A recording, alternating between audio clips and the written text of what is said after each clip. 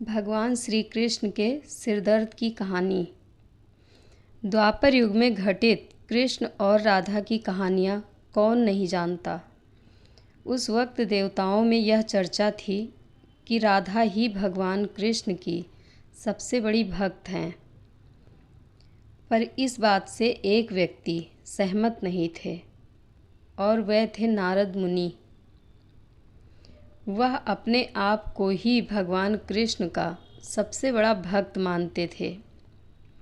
पर देवताओं में राधा रानी के विषय में चर्चा सुनकर उन्हें जलन महसूस होने लगी थी। नारद मुनि के स्वभाव से भगवान कृष्ण भी अच्छी तरह से अवगत थे। एक दिन नारद मुनि कृष्ण भगवान से मिलने द्वारिकापुरी गए थे। उन्हें आता देख भगवान श्री कृष्ण अपना सिर पकड़कर बैठ गए। मुनिवर ने उन्हें देखते ही पूछा, क्या हुआ प्रभु, आप यूं सिर पकड़कर क्यों बैठे हैं? उस पर द्वारिकाधीश ने उत्तर दिया, मुनिवर, आज हमारे सिर में बहुत पीड़ा हो रही है।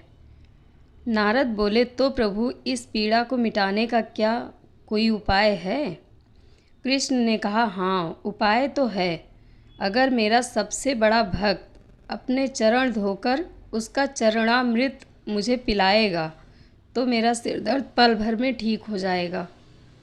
कृष्ण के मुख से यह उपाय सुनकर कुछ पल के लिए मुनिवर सोच में पड़ गए कि हूँ तो मैं ही सबसे बड़ा भक्त, लेकिन अगर मैं अपने पैर धोकर उसका चरण अमृत प्रभु को पिलाऊंगा तो मुझे नरक जाने जीतन महापाप लगेगा।